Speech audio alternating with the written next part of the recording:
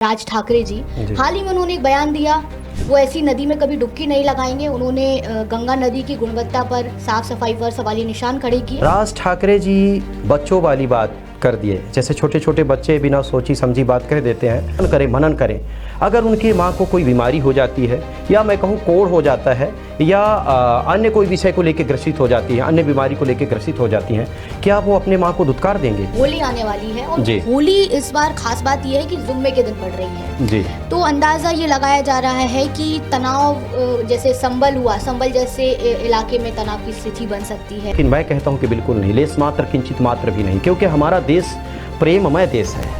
पावन श्री रामचरितमानस कहता है, ईश्वर अंश जीव अविनाशी चेतन अमल सहज सुख राशि। अयोध्या में जब रामलला का मंदिर बना, रामलला की प्राण प्रतिष्ठा हुई, उस पर भी काफी बवाल हुआ कि अभी मंदिर पूरा नहीं बना है, आप अभी से प्राण प्रतिष्ठा कर दे रहे हैं। मुझे तो ऐसा लगता है कि जो लोग राजनीति से जोड़ के देखते हैं, कहीं ना कहीं वो भ्रमित लोग हैं। नमस्कार, स्वागत है आपका द सूत्र में। मैं हूं आपके साथ निशी भार्गव। आज द सूत्र के स्टूडियो में हमारे साथ मौजूद हैं श्री रामलला सरकार। रामलला सरकार काफ़ी जाना पहचाना नाम है, फेमस है अपनी भविष्यवाणियों को लेकर, और आज हम उनसे कुछ ऐसे ही बिंदुओं पर चर्चा करने वाले हैं। तो सबसे पहले मैं बहुत बहुत स्वागत करना चाहूँगी महाराज जी का। महाराज जी बहुत बहुत स्वागत। जय श्री राम जी। सबसे पहला सवाल यही है, मुद्दे पर आते हैं कि जो महाराष्ट्र नवनिर्माण सेना के प्रमुख हैं राज ठाकरे जी, हाल ही में उन्होंने एक बयान दिया, विवाद खड़ा हो गया। उन्होंने कहा कि वो ऐसी नदी में कभी डुबकी नहीं लगाएंगे। उन्होंने गंगा नदी की गुणवत्ता पर, साफ सफाई पर सवालिया निशान खड़े किए। साथ ही साथ लोगों से भी कहा कि लोग अंधविश्वास में ना रहें, बाहर निकले अंधविश्वास से। इस पर आप क्या कहेंगे? जय श्री रामलला सरकार, जय माँ निकुंभला, जय माँ कामाक्षा। आपको कोटि कोटि साधुवाद, धन्यवाद। बहुत सुंदर आपका प्रश्न है, सत्यता समाज के उद्धारक प्रश्न है। राज ठाकरे जी बच्चों वाली बात कर दिए, जैसे छोटे छोटे बच्चे बिना सोची समझी बात कह देते हैं। राज ठाकरे जी को हमें ऐसा लगता है कि धर्म के बारे में वो बिल्कुल लेश मात्र किंचित मात्र नहीं जानते, धर्म को लेके वंचित हैं। वो माँ गंगा के बारे में बोले हैं, 6 शास्त्र 18 पुराण 4 वेद प्रमाणित करता है माँ गंगा को लेके। माँ गंगा के श्री चरणों का रज लेने वाला व्यक्ति तीनों लोक से मुक्त हो जाता है, या मैं ऐसा कहूं कि भगवान श्री नारायण के चरणों में समाहित हो जाता है। राज ठाकरे जी बहुत बचकानी बात कहे हैं, उनकी बात को लेके कभी कभी हंसी भी आती है और कभी कभी मैं गंभीर होता हूं। मुझे ऐसा लगता है कि राज ठाकरे एक बार अपने माँ को लेके सोचें, चिंतन करें, मनन करें। अगर उनकी माँ को कोई बीमारी हो जाती है या मैं कहूँ कोढ़ हो जाता है या अन्य कोई विषय को लेकर ग्रसित हो जाती है, अन्य बीमारी को लेकर ग्रसित हो जाती हैं, क्या वो अपने माँ को दुत्कार देंगे? क्या अपने माँ से वो दूर चले जाएंगे? क्या अपने माँ को माँ कहना छोड़ देंगे? मुझे तो ऐसा लगता है कि लोग बोल तो देते हैं अपने आप को फ्रंट पे लाने के लिए, मीडिया में लाने के लिए, लेकिन उनको समझना चाहिए वो तो जगत जननी है, संसार को तारने वाली माँ है। जिस माँ के बारे में वो बोले हैं, हमको ऐसा लगता है कि 1000 बार क्षमा मांगना चाहिए, तभी समाज उनको क्षमा करेगा, संत समाज क्षमा करेगा। और माँ गंगा के बारे में अगर मैं अपने शब्दों से बोलूं तो संसार को तारने वाली माँ गंगा कभी अपवित्र हो ही नहीं सकती है। लेश मात्र किंचित मात्र भी इस शब्द को ना रखें राज ठाकरे जी, अगर दोबारा रखते हैं तो कहीं ना कहीं उनको लेके दिक्कत होगी जी। महाराज जी, मेरा दूसरा सवाल ये है कि होली आने वाली है और होली इस बार खास बात ये है कि जुम्मे के दिन पड़ रही है जी। तो अंदाजा ये लगाया जा रहा है कि तनाव, जैसे संबल जैसे इलाके में तनाव की स्थिति बन सकती है, पुलिस भी चाक चौबंद है। आप क्या कहेंगे इस मुद्दे पर? बहुत सुंदर आपका प्रश्न है। इस प्रश्न को लेके मैं बहुत हर्षित हुआ। सच बात तो यही है कि कुछ लोग कहते हैं कि तनाव होने वाला है, लेकिन मैं कहता हूं कि बिल्कुल नहीं, लेस मात्र किंचित मात्र भी नहीं, क्योंकि हमारा देश प्रेममय देश है, हमारा देश समर्पण का देश है, हमारा देश सनातन धर्म का देश है, सनातनियों का देश है। हमारा देश यही सिखाता है कि सिर्फ और सिर्फ प्रेम करो। हमारा देश यही कहता है कि सिर्फ और सिर्फ प्रेम करो, प्रेम की ज्योति प्रज्वलित करो, सभी को हृदय से लगाते हुए, गले से लगाते हुए जीवन जियो। मुझे तो ऐसा लगता है कि लेश मात्र किंचित मात्र भी तनाव नहीं होगा। और जो तनाव करवाने के लिए आएंगे उनको एक बहुत सुंदर मैं सीख देना चाहूँगा कि नफरत की ज्योति मत जलाओ, प्रेम की ज्योति जलाओ, ताकि भारत देश विश्व गुरु बने। अगर नफरत की ज्योति जलाते हो तो भारत देश को कोई भी नहीं जानेगा। और मुझे ऐसा लगता है कि भारत देश प्रेम के लिए जब जाना जाता है तो नफरत की ज्योति जलाने वाले भारत देश से अलग हो जाएं, यही उनके लिए अच्छा होगा। पावन श्री रामचरितमानस कहता है, ईश्वर अंश जीव अविनाशी चेतन अमल सहज सुख राशि। और उपनिषद कहता है ईशावास्यमिदं सर्वम यत् किंच जगत्यांग जगत। कण कण में जब मेरा राम है, जब मेरा राम किसी से भेदभाव नहीं करता, सबको बराबर स्नेह देता है, प्रेम देता है, प्यार देता है। अच्छा, समझने की बात है, सूर्य भगवान उदित होते हैं, क्या कभी किसी से पूछते हैं कि तुम कौन हो, मुस्लिम हो कि हिंदू हो कि सिख हो कि ईसाई हो, किसी से नहीं पूछते, प्रकाश देते हैं।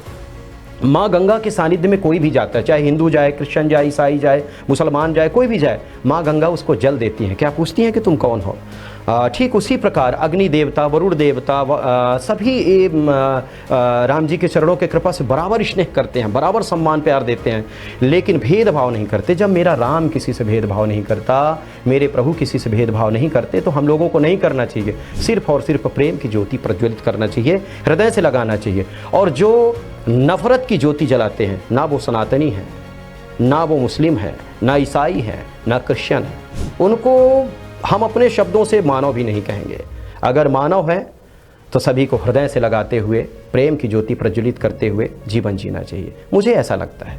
महाराज जी, काफी अच्छी बात बोली आपने कि लता पता से प्रेम करो, सब में ईश्वर नजर आएगा। जी महाराज, अभी भव्य कुंभ हुआ जी, उस कुंभ को लेकर भी कई राजनीतिक बयानबाजी सामने आई, आपने भी कुछ सुने होंगे जी। तो क्या लगता है जब ऐसा कुछ आयोजन होता है तो क्या कुछ वाकई में ऐसे कुछ लोग होते हैं जो ऐसे आयोजनों पर टिप्पणी करने के लिए तैयार रहते हैं?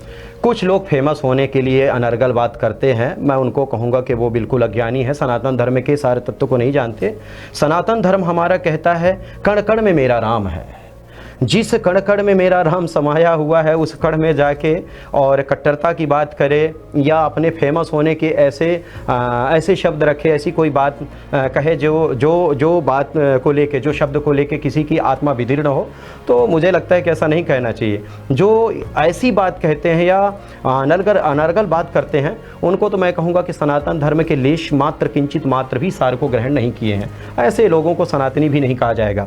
कुछ लोग तो कई बार ऐसे शब्द बोल देते हैं, उस शब्द को लेकर स्वयं चिंतन मनन करने में उनको शर्म आती है, लेकिन बोल देते हैं, फेमस होने के लिए बोलते हैं।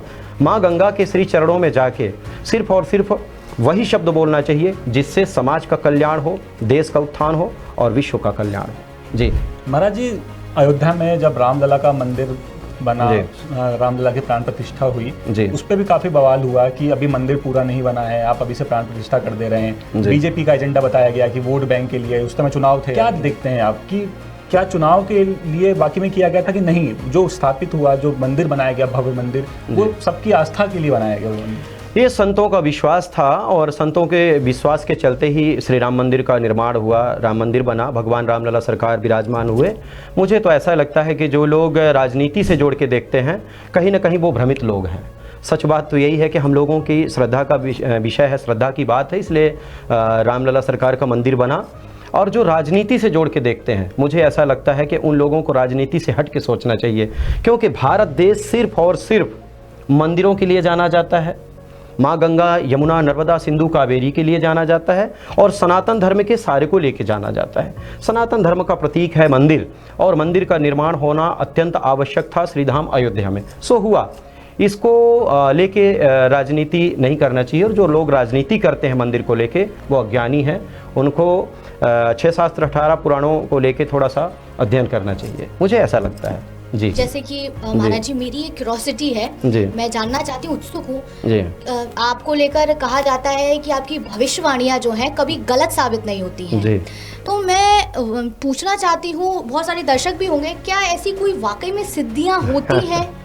जी, बहुत सुंदर आपका प्रश्न है। इस प्रश्न को लेके कुछ लोग हमारे सामने हमेशा आया करते हैं।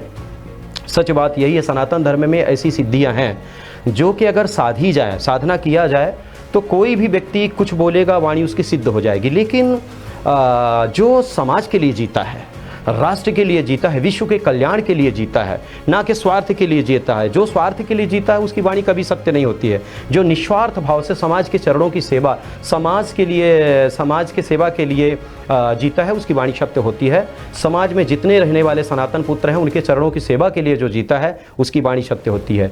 माँ निकुंभला की साधना करने वाला, माँ कामाक्षा की साधना करने वाला, कर्णिका, माँ कर्णिका, जिसको कर्ण पिशाचिनी भी बोलते हैं, उसकी साधना करने वाला कुछ भी बोलेगा, उसकी वाणी सत्य हो जाएगी। लेकिन सच बात यही है, अगर परमार्थ की दृष्टि से कुछ कहता है तो वाणी उसकी सत्य होगी। निजी स्वार्थ के लिए बोलता है तो वाणी कभी सत्य नहीं होगी। हमारी वाणी 99% सत्य होती है आपके मीडिया में है। आप लोग राम जी के चरणों की कृपा से जब देखेंगे तो आपको मिलेगा कि हमारी वाणी 99% सत्य हुई है। और कोई भी साधक अगर सत्यता परमार्थी है उसकी वाणी सिद्ध होगी, ऐसा मुझे लगता है। जी आपने कहा कुछ लोग फेमस होने के लिए टीआरपी स्टंट्स करते रहते हैं, विवादित कंट्रोवर्सी खड़ी करते रहते हैं। महाराज जी आपसे मैं पूछना चाहती हूँ, क्या आप फेमस नहीं होना चाहते? देखिए फेमस हम सच बात तो यही है कि नहीं होना चाहते। अगर होना चाहेंगे तो जन कल्याण के लिए, विश्व के उत्थान के लिए। मेरे जीवन का लक्ष्य सिर्फ और सिर्फ मानव के चरणों की सेवा है। और हम फेमस तो वैसे ही हैं, सामवेद से आचार्य हैं और माँ भवानी के चरणों की कृपा से आज तक जो मैंने बोला पूर्ण बात हुई है हमारी।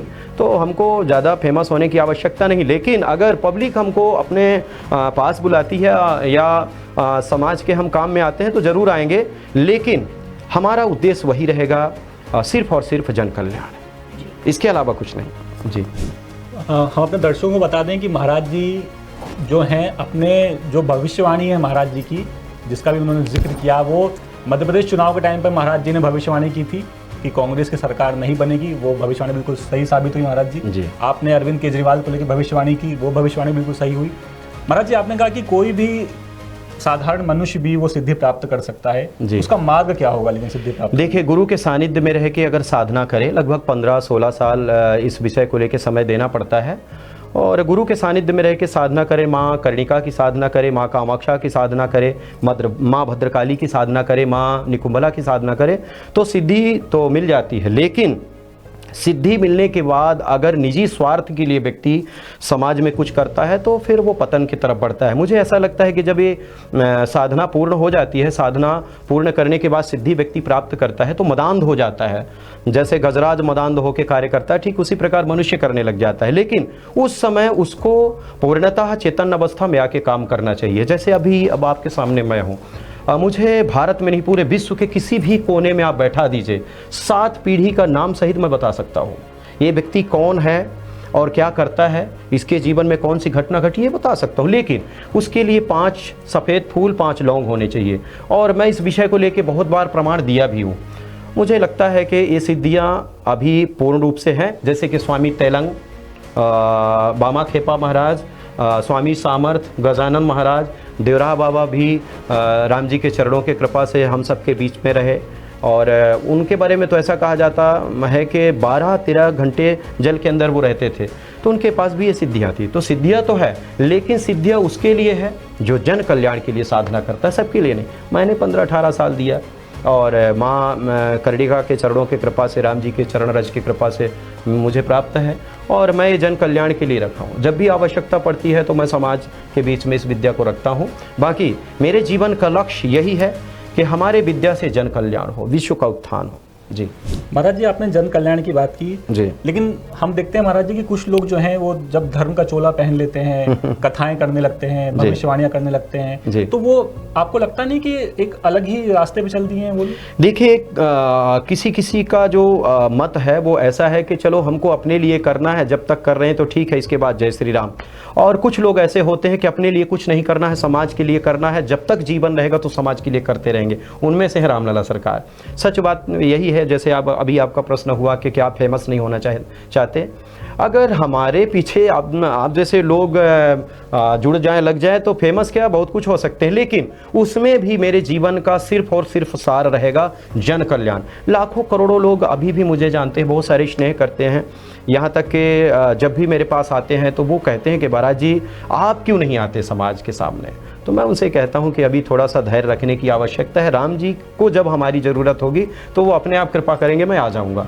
तो जो लोग अपना लक्ष्य, अपना विषय लेके चल रहे हैं वो ठीक है, अपने तरीके से कर रहे हैं, लेकिन हमको अवसर मिला, हम अगर समाज में आए तो सिर्फ समाज की सेवा करेंगे, जन कल्याण करेंगे और विश्व को जोड़ने के लिए जो हमारा लक्ष्य है उस विषय को लेकर कार्य करेंगे। जी आखिरी सवाल आपसे पूछना चाहूँगी, बातचीत काफ़ी दिलचस्प रही है आपसे महाराज जी। आपके नज़रिए में कर्म बड़ा होता है या भाग्य? कर्मण्येवाधिकारस्ते मा फलेषु कदाचन। पावन श्री रामचरितमानस भी कहता है, कर्म प्रधान विश्व कही राखा, जो जस करहि सो तस फल चाखा। कर्म श्रेष्ठ है, लेकिन कर्म के साथ साथ भाग्य का निर्माण होता रहता है। सच बात यही है कि अगर व्यक्ति श्रेष्ठ कर्म करे, कर्म भी 2 प्रकार के होते हैं, एक स्वार्थमय कर्म, एक परमार्थमय कर्म। अगर परमार्थमय कर्म है तो वह भाग्य का निर्माण स्वयं करेगा, स्वार्थमय कर्म है तो भाग्य को डुबो देगा, निर्माण नहीं कर पाएगा। सच बात यही है कि कर्म श्रेष्ठ है, कर्म करना चाहिए, लेकिन उस कर्म में पग पग में परमार्थ की भावना होनी चाहिए, तब कर्म श्रेष्ठ है, और कर्म से बड़े सृष्टि में कुछ नहीं है। जी बहुत बहुत शुक्रिया महाराज जी हमारे साथ जय श्री रामलला सरकार। तो ये थे हमारे साथ रामलला सरकार, जिन्होंने बहुत ही बेबाकी से अपनी बात रखी, दर्शकों तक अपनी बात को पहुंचाया, और साथ ही साथ लोगों से भी अपील की कि आने वाली होली पर वो दोनों भाईचारे से रहें, चाहे वो हिंदू हो चाहे मुसलमान हो, और तमाम सारे मुद्दों पर अपनी बात रखी। और ऐसे ही एक्सक्लूसिव कंटेंट के लिए आप बने रहिए द सूत्र के साथ। नमस्कार। लेटेस्ट, इन्वेस्टिगेटिव और इन डेप्थ खबरें देखने के लिए ज्वाइन कीजिए द सूत्र का व्हाट्सएप चैनल, सब्सक्राइब कीजिए यूट्यूब चैनल, लाइक कीजिए फेसबुक पेज और पढ़ते रहिए वेबसाइट www.daसूत्र.com।